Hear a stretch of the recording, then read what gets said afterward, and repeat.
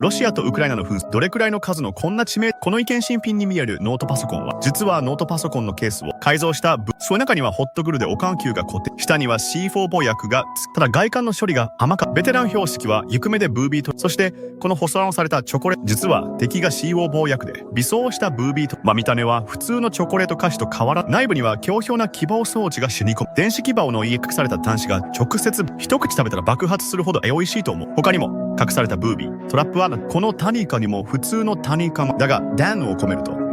単コムのデックに隠されたまさにカオスようがない。そして地面に置かれたロケット FE 用だかレモン手榴弾がブービートラップとしてさらに車の下にもブービートラップが仕掛けられて